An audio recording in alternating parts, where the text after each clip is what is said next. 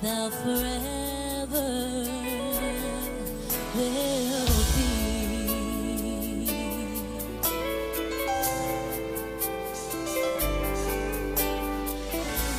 Summer and winter, springtime and harvest, sun, moon, and stars in their courses above.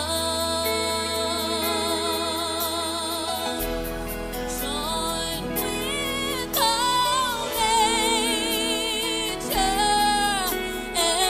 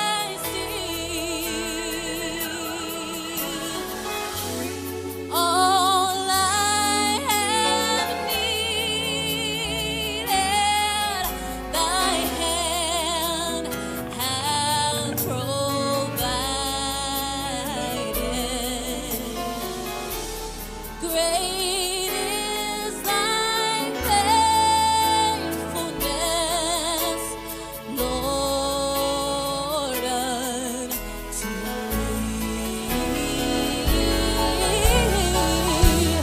Great is thy faithfulness.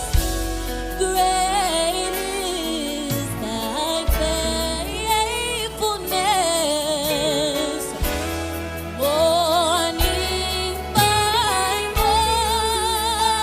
morning, new mercies I see.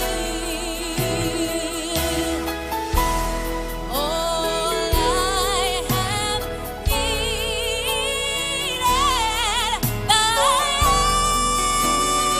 hand provided. Great is thy faithfulness. Oh, great is thy faithfulness. Oh, great is thy faithfulness. Lord, to me.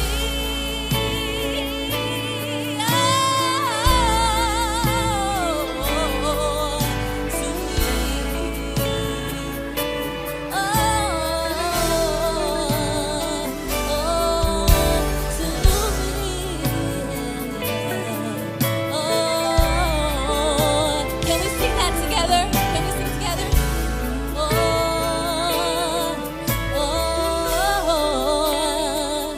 Sacred is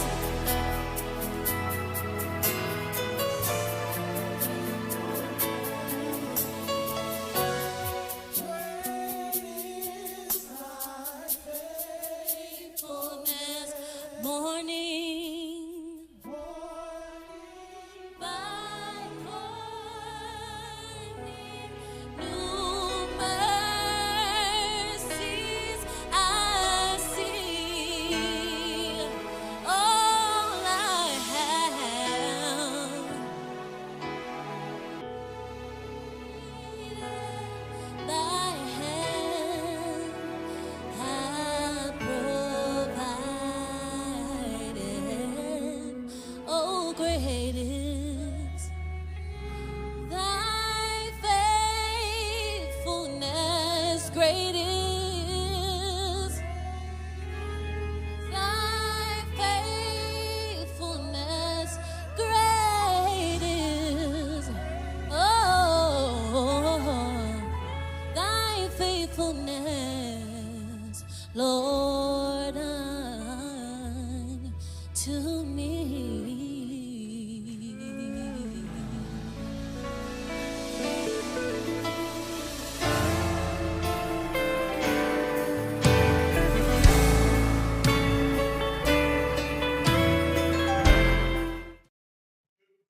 Well, this is the day the Lord hath made. Let us rejoice and let us be glad in it.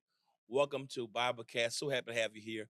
Whether you've tuned in by Apple TV, Roku, Twitch, Amazon, Fire TV, YouTube, Facebook, the various websites, however you've tuned in, we're glad to have you here with us today. Please do me a favor, subscribe, like, comment, share this Bible study with somebody. It's going to be a blessing to you today. Hey, stage looks different today because we have, three amigos. Three Musketeers, Curly, Larry, and Mo. Oh, And so Lord. we're excited to be here with you today. Very, very excited about sharing this Bible study. We've come together today, and it's going to be a trio. This is not Destiny's Child. These are the preachers of the gospel. We're here to be with you today, and I'm glad to have Minister Anthony Mitchell, who's a rising senior at Clark Atlanta University, actually Mr. CAU for this year. Yes, sir. Yes, And sir. he's here with us today. He's been with us all summer. And of course, Minister Marquise Dukes Samuels is back with us, rising sophomore at Morehouse College. I want you to like, comment, subscribe, please, and let everybody know that we're on the air. So, guys, how you feeling today? Minister Anthony, welcome. Thank you. We looked for you last week. You were too busy for us last week. I had some personal school business to handle, but hey, Okay. I'm here now. I'm here and I'm glad to be here. Glad to have you, Mr. Marquise. Yes, sir. Glad to have you back, sir. Yes, sir. I'm glad to be here. Excited, It's doing pretty good. Been a pretty good week so Well, far. great. You guys get ready to start school this week. You ready for this next year's Whew. school? Yeah. Senior year. Unfortunately, you got to be ready. You said unfortunately. Yeah, so we're very proud of them. They've been with us this summer. That they've made some incredible contributions here, and as our HF Shepherd interns, we wanted to name our internship program in honor of my beloved predecessor, Pastor H.F. Shepherd, who served here for 47 years, Yes, sir. and who's now with the Lord. Has been with the Lord since 2006. Please keep his wife, Mrs. Ivy Collins Shepherd, in your prayers. Listen, this past Sunday, we continued our series on the shift, and we've been doing the shift since June, July, August, a few more weeks. And both these incredible geniuses have been with us all summer. And Sunday, the Lord gave me a message. Impetus for the message came from the horrific wildfires out there in Maui, in Hawaii. And our prayers are still with those that are still discovering bodies. They're expecting the death toll to double or triple by the end of this week. Just a horrendous thing. And when I saw the images on the news, I saw an image and the silhouette showed fires on one side and people getting in the water. And immediately when I saw that, something hit my spirit when the Lord says, behold, when you walk through the fires, go through the waters, the rivers won't overtake you. And when you walk through the fires, you won't get burned. And they just shared something with me that was very significant, that blessed my heart, And so we're talking about Isaiah 43. I want you to get the outline downloaded, put in the chats. If this is your first time watching, type number 1 so our virtual community will know that you're there. I want to jump in right here, talking about Isaiah. We talked about Ezekiel last week. But one thing about Isaiah and Isaiah 6, he's talked about, we're introduced to him when he talks about, it was in the year that his uncle, Uzziah, or as he's sometimes called Uzziah, died, that he was able to see the Lord. And Minister Anthony, I want to talk to you about that. It's a chronological notation, but it's also as if Isaiah is saying it took the death of his uncle in order for him to really get his purpose. So let's talk about your call. I mean, you've been ministering since you were 6, and preaching the gospel and awaiting the licensure process. But have you had a similar type of experience? Yeah, most definitely.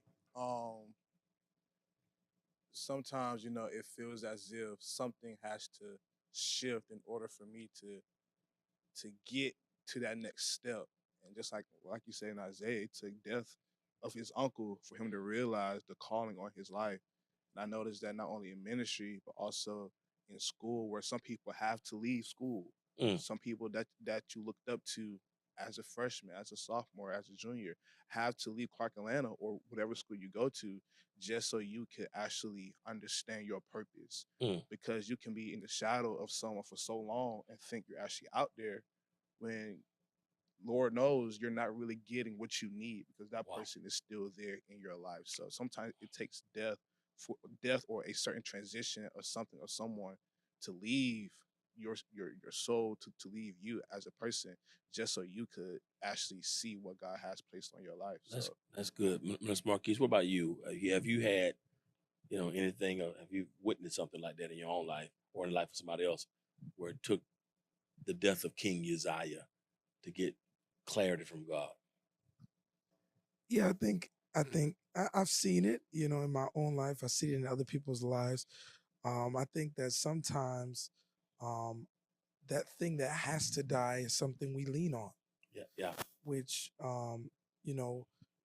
which is why it has to die, because a lot of times we can't see anything else but that person, place, or thing. Yeah. So it has to die, and God has to sometimes move it out the way for us to be able to answer to him and see him clearly. You know what I'm saying? And I've seen that in my own life. People, places, and things, have had to die. And sometimes that death, if I wasn't leaning on it, if it, in that way, maybe sometimes it was a wake-up call. Wow. In February, I lost someone who was a mentor to me at one point in my life. Mm. And I didn't expect that death to hit me as hard as it did. Yeah. You know what I'm saying? But his death was a wake-up call for me. You Mm. know, it wasn't really something being moved out of my life, but it was out my way. But it was more of a wake-up call, like, I've got to get this together in my life. You know, sometimes at funerals, even regular deaths, Yeah. you'll hear the pastor that's preaching say, use this as a sign to get right with God. You know what I'm saying? And a lot of times we look at death as a bad thing, but sometimes death can serve us. You know? And you had death in your family. I mean, Yeah. you been raised and surrogate family members. Everybody stepped in, and you know, the support, they offer their support as a community, as a village. You know, how's that process been for you? I'll say, grieving with death is, like you said on Sunday, you know, death is the only thing that can shake you to your core. A pill can't help you out with death. Right. So it takes its levels to it. God be praised for having experienced death, I would say like 3 or 2 years. Mhm. But death, it gives you that new outlook. Yes, that person is, you know, you hope that person is there with the Savior, but it's just like, man, that person's not with me no more to tell me what I'm doing wrong, Yeah. to tell me what I'm doing right, to tell me good job now. But you have to remember the lessons that person has instilled in you, to know that if they were still here, that they would correct you on something. So now you have to move with them not being here in the physical, Yeah. but them being there in the spiritual. And it's very hard to do because you're so used to that person being right by your side all the time. It's funny that both of you mentioned that, because when you look at King Uzziah, what he represented for Israel, I mean, as long as he was king, they had stability. Yep. The walls were built up against any of the nations. The gross national product, if would, for the nation was flourishing. So he represented so much good stuff, Mm-hmm. you know, for Israel. And, you know, both of you kind of alluded to it. It's like, we don't need God. Mm-hmm. We don't have to see God. Mm-hmm. As long as Uncle, as we call him back home, Uzziah is on the throne, Yep. we're good. You gotta worry about You nothing. know, yeah, and so sometimes we can deify people that God put in our lives, and we're not careful. We can put them in the place of God. Yeah. And then even more sad, sometimes people that know we depend on them, if they're not careful, pride can make them put themselves in the places of God. You know what I mean? I have something to add to that. I think also some things have to die so you can tap in with identity. Wow. Because I feel like sometimes that's good. Let me make I'm gonna make this point. Like earlier in my years when I started preaching, I used to always explain who I am by starting with, I'm a preacher. Wow. And one day someone said to me, who are you outside of preaching? Wow. He said, when we go out to dinner, who are you? Because you're not preaching, it may be something what you do, it may be who you are, but who are you outside of that? Yeah. Wow. And I had I've had many identity crises, but I had an identity crisis, even with people in my life. Yeah. I've had to stop identifying myself based on that person, place, or thing. That person, place, or thing. And preaching never died for me. You know what I'm saying? But I had to move that out the way and realize who I was, who Marquise Dukes Samuels is. Right. Not who Minister Marquise, not who Pastor, but who is Marquise Dukes Samuel? Who did God create you to be without describing yourself by what you do? Yeah. You know what I'm saying? And I think sometimes, back to that point of death, sometimes we identify us based on who we're connected to, based on, you know, what we do, based on, you know, things like that. And sometimes God has to move that out the way. That has to die in our lives for us to see. So that's really a death of perspective then. You want to say something about that, Anthony? Yeah, it was crazy because I spoke on this on a panel my freshman year. You know, I came in Clark, Atlanta. I'm Anthony, the preacher. Yeah. So the time I stepped on campus, everyone knew me as Anthony Mitchell, the preacher. And it was a point in time when it was like, I want to go out and have fun. I want to do this and do that. Yeah. And it was like, man, I wish I didn't, you know, go off by saying I'm a preacher at first. Yeah. And I realized you can still be cool and have fun and be a preacher. Don't let preaching or be a preacher be a brand on you so much to the point where you have to fake this persona every day coming in talking big words or whatnot. Yeah. We know good and well you're just a 21-year-old in college. My You know, God. be you. So like you said, you have to find out who you are at first. Yeah. So I knew I'm Anthony Mitchell, a loving person that loves people. I like to have fun, but also have self-control to know that, hey, I have this brand that I have to make sure it's up to the standard that God has me to be. So I can definitely connect with you on that, Yeah, Marquise. so preaching is not who you are, it's what you call What you call to do. So, but I have to have a depth to my perspective of identifying myself that way and not really knowing who I am. That's so good, and that people who are watching, don't be alarmed when God allows things to shift and transit. That's really a transition Mhm. for Isaiah. Something had to die. A person, place, thing, job, in order for him to get revelation. And then God gives him insight in the 8th century BC. He's really prophesying about what was going to take place. And one of the major parts of his prophecy dealt with the nation of Israel going into Babylonian captivity. And what really struck me, I'm trying to give you insight how my thought process came in with the message. But I read something when I was studying about the forest fires and brush fires in America. And this is the worst wildfire since 1918, over 100 years. And one of the things I think it's, of course, climate change, global warming has a factor to do with this particular fire. But I read something that disturbed me. 85% of wildfires are because of human error or human initiation. And so if that is the case, in Hawaii, they didn't turn the power lines off in time. And when the hurricanes from Hurricane Dora hit, some of those live hurricane wires were still alive. Mm. There was a drought in the land. So instead of them cutting the power off, they think that a failure to do so, human error. And it made me think about the nation of Israel, who would end up in Babylonian captivity, not because of anybody else, but because of their own doing to turn their backs on God. So God says, I'm gonna let you go into 70 years of bondage, 70 years of captivity. And now they find themselves there. But what I love about it is God gives Isaiah a word about them going into Babylonian captivity, 200 years of wood before they got there. So the prophecy of the Lord, went forth. God was preparing them and sharing with them what was going to take place. And God says, when you walk through the fires, I'm going to be with you. The rivers won't overtake you. Walk through the waters. God says, I'm going to protect you through the fire, through the waters, and through the rivers. Now, and here's what I want to close with, or segue to in terms of the body of the message, because it blessed me Sunday, and it blessed me in my own life. But one of the things he said to them was, I'm your Lord, I'm the Lord your God. He says, I've redeemed you. I'm going to come back to that. But I've called thee by name. I've called thee by name. When I read that, I thought about you, some of the conversations we both have had.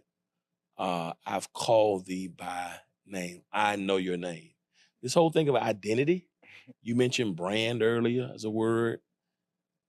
I'm seeing that a lot of people, my generation as preachers and people on social media, there is an overindulgence, in my opinion, or an overemphasis on putting our names out there. Mhm.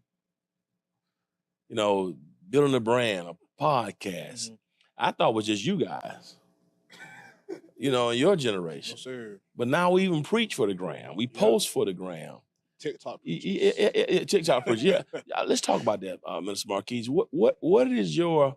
I want to hear from both of you because I want this to be for the younger people as well, for everybody, because I think it's the line goes through everyone. Yeah. What's up with this generation or this season that we're in when people want their names to be out there?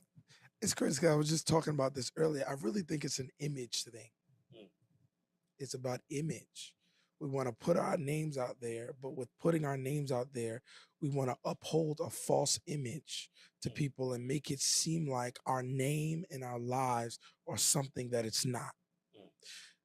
Then people who do this, they have high levels of influence. So what they do, they teach other younger people, even these celebrities. We uphold an image. They uphold an image that now college students, younger people, even some adults want to uphold and want to live up to. And we make these images standards. And they really hurt us more than they help us. Wow. Because instead of, back to the identity, tapping into who we really are as people, we're trying to become what we see and portray ourselves outside. But then when we get inside, we struggle with this self-esteem thing. We struggle with this, who am I really? Because really we're not happy with who we are. We're happy with the response we get from trying to be somebody else. My God. You get what I'm saying? That's good. And I think that's the problem. A lot of times when it comes to getting a name out there, it's because we try to get our name out there. We're willing to do anything to get our name out there because we really don't know who we are. We're not content with who we are. We're not happy with who we are. We're just happy with responses we get from what we put out, from who we're trying to become. You know what I'm saying? And it, like I said, it does more harm than it does help, you know, and that's why even like preachers in our generation, they even down to the clothes that they wear. You know what I'm saying? They feel like they have, how you in college wearing $700 suits? You get what I'm saying? Eating oodles and noodles every You know what I'm day. saying? But you eat noodles. But it's a thing of we're trying to up, and I'm not saying don't look nice. Right. I'm not saying I look nice in I get 3 suits from K&G for Mhm. less than $600. Mhm. You know, that's just where I'm at right now. And it's okay to climb the ladder. Right. But if that's who you really are, you know what I'm Yeah. saying? I think I've said this. I don't, people don't know this about me, but you'll never catch me in a mall buying myself a whole lot of shirts and stuff like that. And one day a friend of mine made a comment to me. They said, yeah, you recycle, meaning like you, every couple of weeks I see you with the same thing on. And you know what I told them? Right. I said, I'm content with that. Right. I'm completely content with that. Right. Because this is who I am. This is what I like to wear. I don't feel the need to please this generation, please the people around me. I don't feel the need to gain a response by wearing something that people will respond to. You get what I'm saying? Yeah. And I know I'm saying a No, lot. it's but good. yeah. No, it's good. Good That's stuff. heavy, bro. What about you, Ms. Anthony? What about this my name? I want my name to be known. You know, I think, like Marquise said, we want probably status, Yeah. popularity. Yeah. When your name is out there, when people know your name, it does something to you. Your ego gets bigger, your pride gets bigger. Yeah. But I'm seeing it now in this new position I am as Mr. Clark Atlanta. Yeah. People might not know my name, but they Right. know I'm Mr. CAU. Wow. So you know how to know who I am, but you Right. know what I'm connected to, you know. Wow. So I see it in life where you can walk into a room where people don't know who you are, but they know you as, okay, that's such and such son, that's such and such daughter. Yeah. You know, so sometimes your name can be good, but what you are connected to, I think, is way better, you That's know. great. That's good there.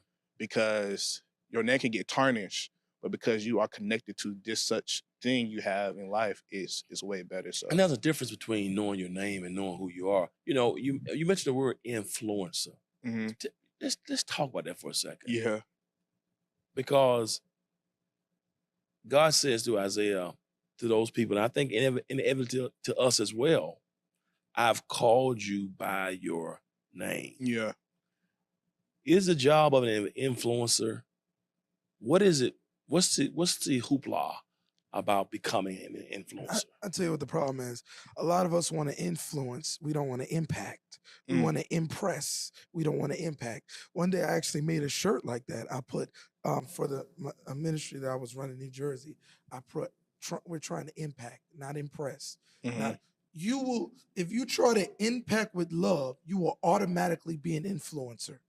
And a lot of times we attach our influence to the number of people that see what we do. Yeah. Yeah. If you're helping, you could be helping 3 people. You are an influencer. Yeah. You could be impacting one person's life. You are an influencer. But we attach influence by having To 1 million numbers. likes on Instagram. Yep. Influence by having 3,000, all these, Followers. followers and Yeah. things like that. Right. That's not what makes you an influencer. Yeah. Wow. Content what I'm saying? creator, like Yeah. all Yeah, of that. Just because you make content and all that, how can that change my life? How Wow. can you change my life? Wow. If you are supposed to be an influencer, you're not trying to put everything out there for the world to see. Yeah. Some of the best influencers I know do everything underground. They go out, not recording people, they're trying to influence. So hopefully throughout their influence, they're impacting someone else's life, and that cycle keeps on going. And this connects to what you said earlier with being people knowing you're Mrs. CAU. Be an influencer by really being and acting and living everyday life with a position of love. Mhm. Because people may not know your name, but that's the person who helped me bring my bags into my dorm. That's the person who gave me $1 when I needed something to eat. That's Open the the door person for who me. saw I was in need Yep. and met that need. And I may not know their name, but that's you will be an influencer by doing positive things. Yeah. Well, Jesus, the Bible says that you would know that you're my disciples because of love. Yep. So you're in the book, and it's problematic, and we've had this conversation before. But even preachers now, it's like I want to preach so my name can get out there. And don't get me wrong. I mean, don't get me wrong. There's nothing wrong with wanting people to know you. There's nothing wrong with wanting to be a positive influence. That's not what I'm saying at all. Even Jesus one time asked the disciples, what are folks saying about me? Who do men say that I am? I know his aim was to get them. So there's nothing wrong with wanting to have doors open and wanting to do. But if the goal is, if my motive for doing this is so my name can be known rather than resting in the fact that God knows me by name and calls me by name, how do we, because I think a lot of jealousy and a lot of fights, even amongst clergy and college students, who's gonna have the biggest name. Yeah. And I think it's really pushed us away from our main mission. Yeah. Yeah. Which is, and so those who are watching, if nobody else calls your name, because that's another thing too, self-esteem. I think a lot of people do things to be named. You kind of alluded to it earlier, because I really don't like myself. So if I want you to think more highly of me by calling my name, by knowing my name, and people will do anything to put their name out there. Yeah. I don't know if you guys have seen that a lot. People do a lot of crazy things to create. The goal is to go viral. Let's talk about self. Is that, then he says this about, I've called you by name. Then he says, and you're mine. So you've been chosen by me. So realize you've been called by name. Your name has been called, but then rest because you've been chosen. He says to the people of Israel, even though you're going to go into bondage, I got to get you back, but you belong to me. Let's talk about this thing about self-esteem. Not having a sense of belonging. As students, those you preach to, young people, millennials and Gen Zers, what is the real deal with people feeling unloved, unconnected, disjointed, not a part of? What do you say to those people? Have you experienced that? Those who are battling with self-esteem, what causes it, and how do we help people like that? I think what causes it is past trauma. I experienced myself, I have a stutter. So I used to get picked on in class because, how the teacher will make you popcorn read somebody. It's not the fact I can't read, it's just something that was given to me at birth. So when I do read, it's a word, I know what to say, I know how to say it, but something disconnects it, so I can't really say it the way I want to say it. So past trauma, I think, leads up to having low self-esteem, because it's been times, even in my ministry, where I've been afraid to pray, to speak, all because of past trauma. because I'm afraid of what people will think of me Wow. if I do stutter. Knowing Wow. that, yes, I know how to speak. I could probably speak better than some of these speakers at Clark Atlanta. I know what I can do, but it's just my perception of what people think of me because Wow. of past trauma. So I Wow. think that would lead up to self-esteem, to having low self-esteem, Wow. but also That's good. realizing who you are, knowing that I can't fix it. I can improve it by trying to slow down my words. But if it's something that you have and you can't get rid of, you start to learn from, you start to bring more awareness to it. And I know PJ Morgan, he says something like, I can't love you or help you if I can't love myself. So Wow. if I can't love myself with my stutter, how can I encourage someone else who has a stutter to get out of their own low self-esteem to hopefully advance them to the next levels in their life? So I think past trauma leads up to having low That's self-esteem. powerful, preacher. What? I think past trauma is huge. I was bullied too, Mhm. for my weight and things like that. But you touched on past trauma. I want to also say I think what contributes to low self-esteem is what happens at home. Mm. Mm. For younger, a lot of parents, and I'm not a parent, but I hope every parent receives this in love. Your goal is to raise your children, but do you affirm your child? Mm. One of my friends, she's very confident in herself. She knows who she is. You can see that it's genuinely who she is.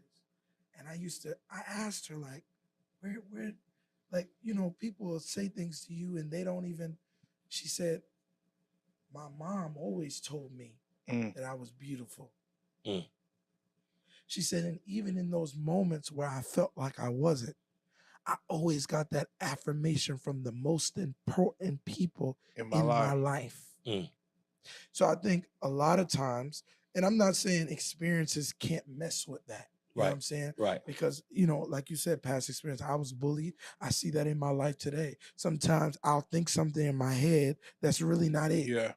Because of past experiences. I remember one time I walked in a convenience store, and as soon as I walked up to the counter, there was a couple of young guys there who busted out laughing. Yeah. And my trauma was immediately And you thought it was ignited. talking about you. Because I started looking at myself. I was with a friend, and I said, do I look?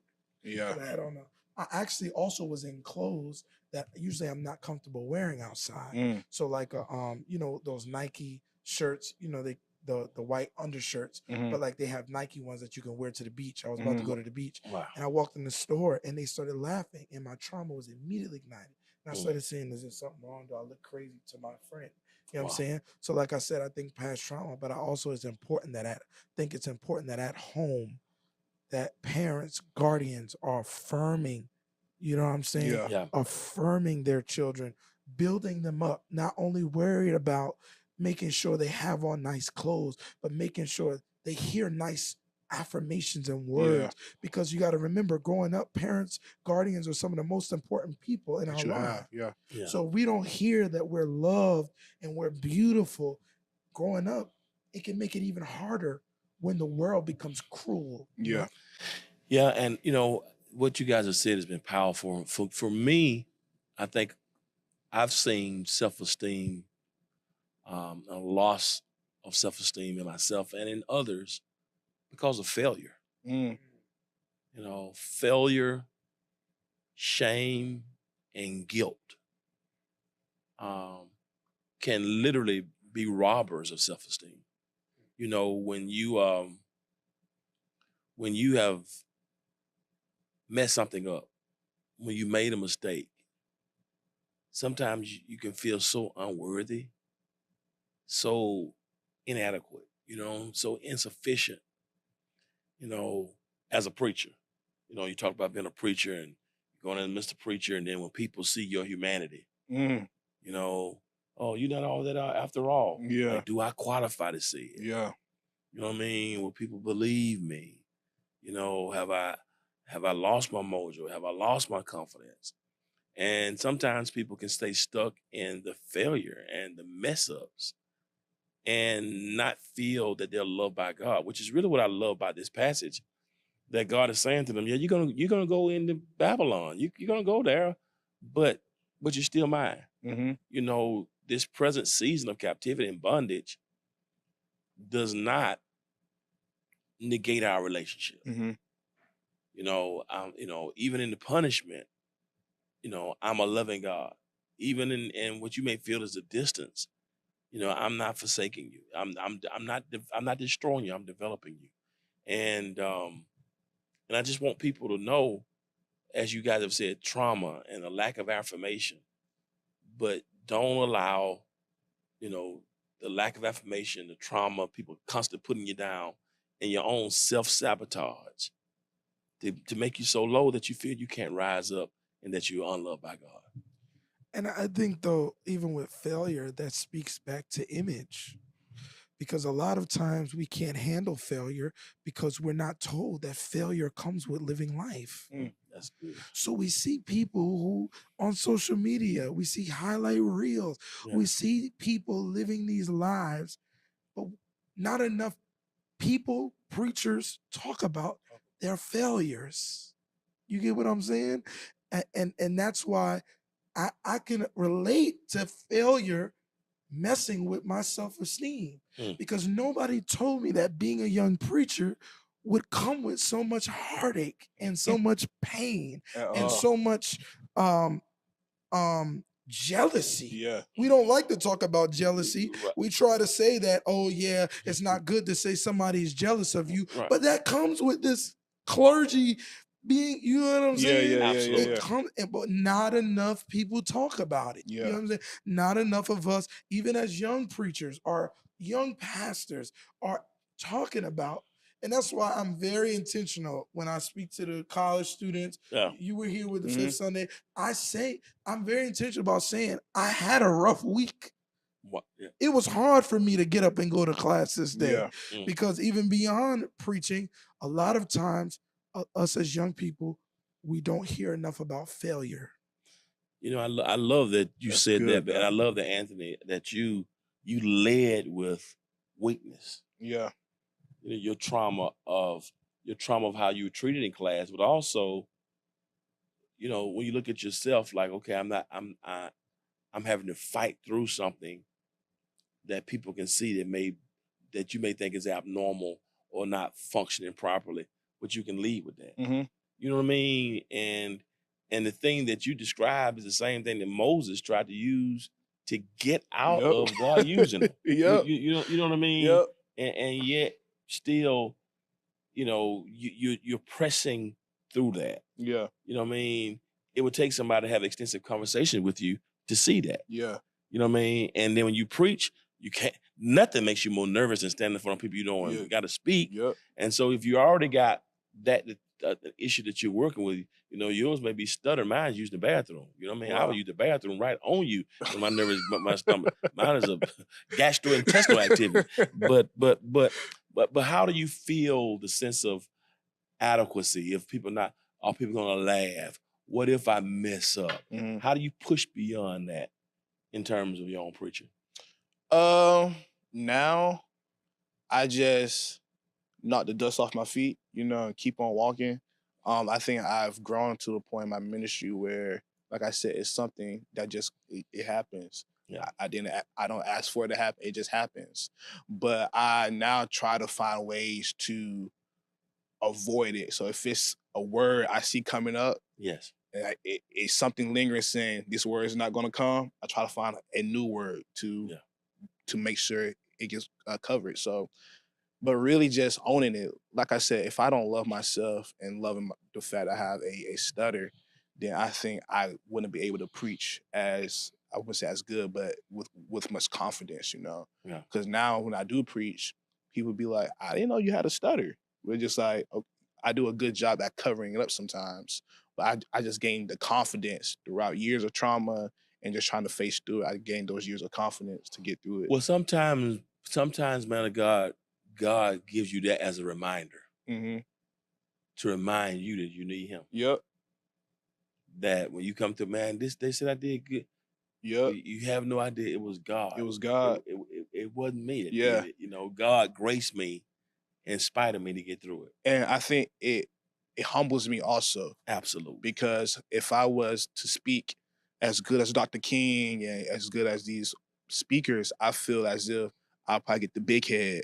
But now I know, yes, I can speak, but God will always humble me by making me stutter in something. So now I know, okay, all right, it's all you guys. So I thank God for it, because Yes. I think my ego, my pride would have been way bigger if I knew how to speak fluently as Wow. well as some of these speakers You out know, here. So you know, I thank God for it sometimes. that's awesome. You know, one of the things he closes out with this chapter, you know, about it was going to be a swift shift for them. Mhm. Like the fires came in Maui, it's going to be a swift shift for the people in Israel. But Isaiah closes out by saying, God says, Isaiah, tell the people, verse 19, behold, I will do a new thing in you. Remember not the former things of old. Behold, I will do a new thing in you. Now it shall spring forth. Do you not know it? Remember ye not the former things, neither consider the things of old. Behold, I will do a new thing. Now it shall spring forth. Minister Marquis, you and I we've been talking a lot about moving beyond things of old. We've had some pretty great conversations about how to not be handcuffed by the past. Mm. You know, the moments when you talked about your own depression, like I have, about things that may have happened in the past that still affect us in the present. But I believe, and I know this word was for Israel, for Babylon contextually, but I believe it's applicable to all lives, that God still can bring swift shifts in our lives and do new things. Where are you in your process of forgetting the former things? And what would you say to a person, young or old, who's watching? How do you move beyond the former things and where you don't remember? How do we not continue to be paralyzed by what happened in the past? I don't know if you'll ever not remember it, but I will say that it's important that before you can come out of it, and many people may disagree with this, but this is what I believe.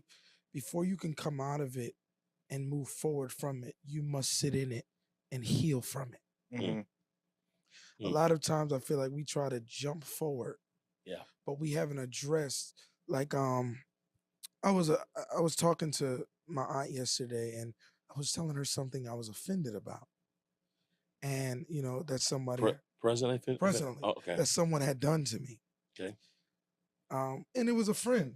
Okay. And this friend didn't know that they had offended me in that way. Mm-hmm. And she said to me, she said, if you don't sit in it and address it, she said, every time you see them, you're going to think about it, what they did. But she said, once you address it head on, heal from it internally, she said, you'll be able to freely live. Wow. And they can be around you. You can be around them without there being an issue. And I think that applies to even our life situations, things that are done to us. I think a lot of times depression, when you're depressed because of past things you've been through, is because we sit in it too long. Mm-hmm. And we don't heal from it while sitting in it. You know what I mean? Yeah. We sit in it, but we stay there. You know what I mean?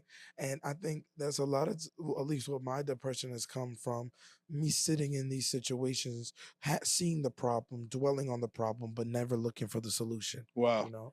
And I think that's important. So my encouragement to those who may be in the middle of being depressed, a lot of times sitting in it comes with going and sitting and talking to somebody else, getting therapy. And I know you may hear that a lot, but it's true. Taking that one step, it works. Getting into things, you get what I'm saying? Getting into hobbies and things like that will help you heal. And you've got to, but I feel like in order to move forward, you have to sit in it and heal from it. Identify those things, even in relationships. My friend called me for advice the other day, and something that his girl had done that upset him. And I told him, you may say the problem to her, but tell her how she can fix it. Because saying the problem and not finding a solution, you're still sitting in the Mhm. problem. You haven't addressed it, which means the problem can come up later and you haven't addressed it. But when you address it, that means when it comes up later, it won't remind you of all the past things because you've actually come out of those, past situations. That's good. What about you, Mr. Anthony? People. We talked about this earlier. Not earlier. You preached inside your sermon by having amnesia, on how you could probably date somebody and see them in the mall and you're like, I never seen you before, I like that. But also, yes, your past is there. Make sure you learn from your past. But tagging what Marquise said, what is your plan to get to your future? What are you doing now in the present to get to your future? Because if you don't have a plan for something, a plan to get out of this hole that you are in, how in the world do you think you can heal from it to get to your next your future? I would say your future. So make sure you learn from your past. Make sure in the present you have a plan so you can get to your future. I'm gonna give real life application of what you just Okay, said. 'cause Dad. it Okay, came come to me. on. It's like with weight loss. Oh. I'm gonna tell you, you know what my struggle was a long time with weight loss? What was I it? knew the problem. Uh-huh. I knew I needed to lose weight, but I didn't put together a plan Mhm. to move forward. You know the problem. You know what you're hurt about. You know what they did to hurt you. But what is your plan to heal? Yeah. Stop sitting in the problem. A lot of times people can't lose weight because they know they need to. And I'm talking to you, but I'm talking to myself. But we sit in the problem of Yep. we need to lose weight. Yep. What you And gonna do even to sitting in a try to lose problem it? that simple would make you depressed. Yep. Because I'm depressed because I'm this big. I'm depressed because I can't do certain things because I'm this big. But I ain't put together the plan, the solution to come Fix out it. and to move forward. You know what I mean? And I think that was just something that came to my head. Yeah, it's good because you as you were saying that, I thought about that guy in John 5. Jesus asked the man who's been laid by the pool 30 years, do you want to get better? I ain't got Just nobody sitting to put me in there. the pool. You know what I mean? What's You your just, plan? yeah, it's like I'm just excited about, I'm comfortable sitting in my dysfunction. Yeah. And when even you ask me about the possibilities of healing, I'm just gonna commiserate my dysfunction, and I don't have nobody. Yep. You just content with that place. And so I just want to share, forgetting not the former thing. Don't remember the former things. Don't consider the things of old. I believe that's the word of Israel. I believe the word of Israel too that spoke to that turn their backs on God. I believe it's God saying to them, don't continue to be hijacked even by your own shame, by your own guilt. Yeah, you're going to go into Babylonian captivity and you put yourselves there, but don't be loving to yourself. That's what I want to share with somebody today. Give grace to yourself. Yeah. There have been times that I think, man, what did I do? I can't believe I did that. How did I get here? How did I get myself in this situation? Why did I do that? And keep beating yourself up about being human, about failing, about admitting the weakness. Mm-hmm. Like, okay, it happened. This was my issue. Am I gonna keep beating myself up for the rest of my life, or allow others to keep beating me up for something that I can't change? Mm-hmm. At some point, I gotta remember not the former things and don't even consider the things of old, so God can do something new. Well, you want to say something to that? I think that tags back to identity too. I think it ties back to identity. It ties back to identity in a huge way, because a lot of times we don't realize that thing wouldn't be a thing if there was no us. During finals week, we did the finals series, and I told the students, I said, make sure you do something to love on yourself today, because there wouldn't be no final if you didn't exist. And a lot of times we get so caught up in being knocked down, not realizing that if you know who you are, even when you got to knock down, you got to own that being knocked down, because I wouldn't even be able to be knocked down if I wasn't here.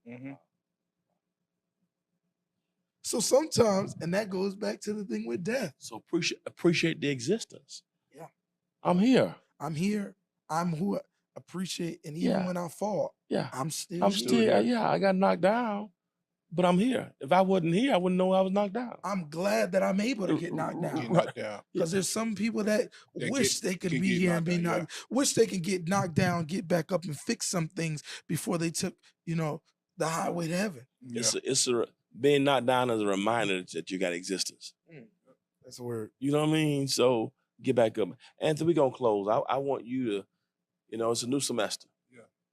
And I want you to say a word to some of the students, perhaps, who last semester didn't go well for. Mm-hmm. What would you? We're gonna take this clip and not to make your name big, but to encourage somebody, because that's what we're about, giving hope. And then God's gonna bless you as a result. We know why we're doing this. Yeah. But what would you say to a person who the last 2 semesters have not had the best semesters? Yeah.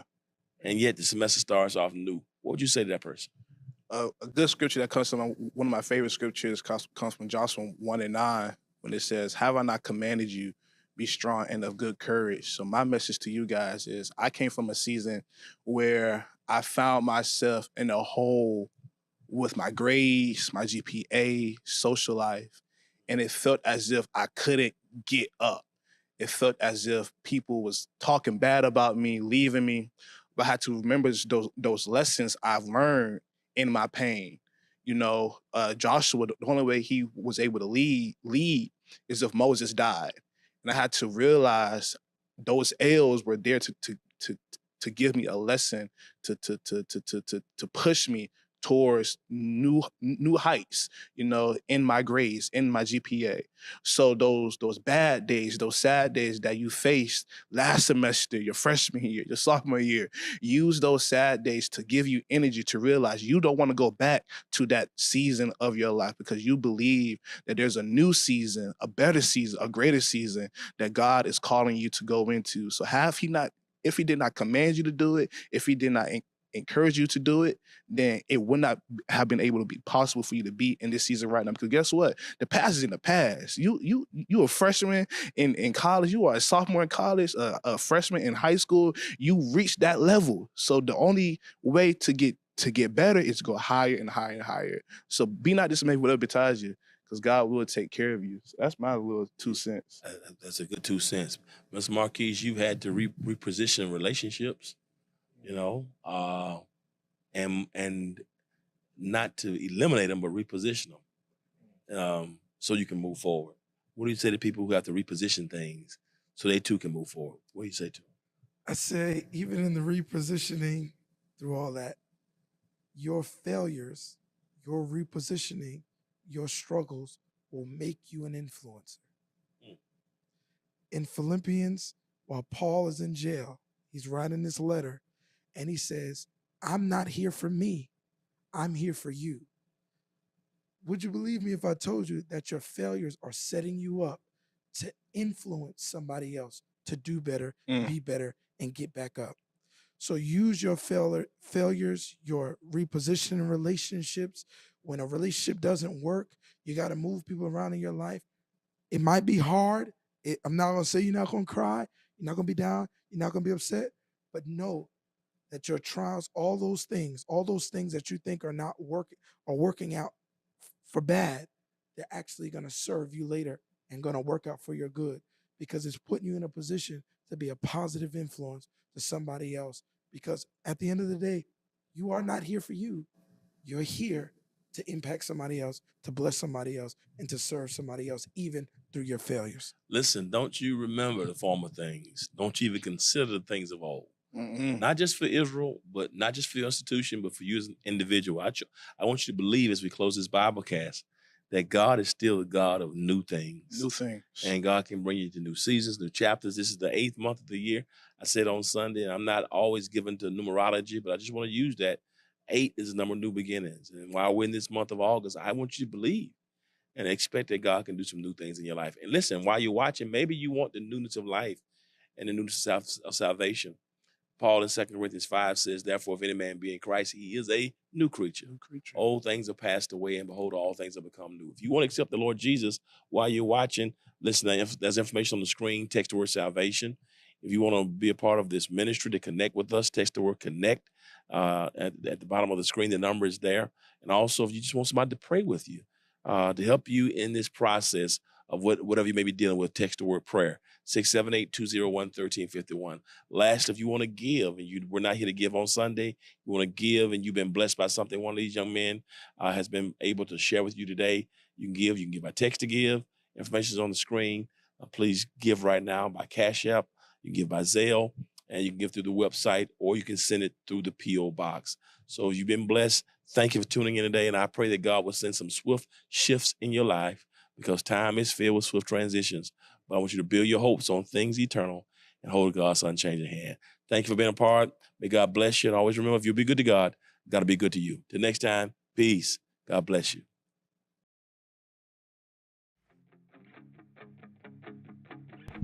Crystal, what's going Glory, on? We are nothing. back. It's me and you again. Yes. I mean, who else is it going? It's me and you again here to make sure that the people out there watching us know exactly what's going on here at the House of Hope Atlanta. We keep y'all informed, and we want to thank you for actually paying attention to us, because y'all could be on your phones, you could be in the bathroom right now. If you're at home, you could definitely be doing anything if you want to.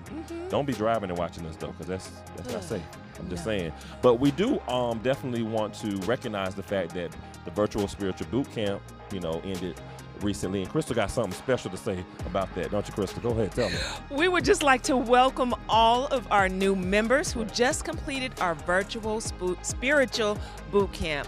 Welcome. That's right. We welcome you, because you rocking with us, and you rocked with us so hard that you joined. Yes. Ain't that something? We appreciate All right, now you. this is for all of the virtual viewers, because we got a lot of virtual viewers that have joined as well. We have many ways to keep you connected with us. So if you need prayer, all you have to do is do what, Crystal?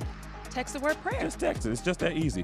If you want to become saved, what you got to do, Crystal? Text the word salvation. That's it. That's all you got to do. And if you want to become a member of the House of Hope Atlanta, so you can go through the virtual spiritual boot camp too and become an official member, you text what? Connect. To what number, Crystal? 678-201-1351. I could take Pat Sajak's place, and you could be the new Vanna. You be Vanna Black, because she's Vanna White. You could be Vanna Crystal. Caramel. Okay, go ahead, Crystal, because you just Anyway, join the seasoned saints on Saturday, August 19th to Trillith Studios. Interesting, right? This is an adventure to tour a Trillith Studios film and movie production in Fayette County, Georgia. At a cost of $25 per person, all you have to do is text the word studio to 678-201-1351, or you can check on the church's website to register. You think they're gonna get to be like in a scene? Or Probably not. Shoot a couple. They might be extras though. It could happen. I don't think they're going there to be extras, but they're going to tour the studio. Yeah. What she's talking about. So we need all men and women to join the Men and Women of Hope for a combined fellowship on Saturday, August 19th at 8 a.m. in the Hope Center. What's the Hope? Is that the atrium? Just read the thing. Okay, this will be a session for men and women to speak on what males and females need from each other. Join us for this time of fellowship and fun with a discussion with a theme of I Have Needs. Now, if you need more information, it should be on the church website. Then you can find out what the Hope Center, find out what the Hope Center is by going to the website, because the Hope Center, is that the atrium? The Men of Hope, in collaboration with the Health and Wellness Ministry, will host the Real Talk, Real Men conversation.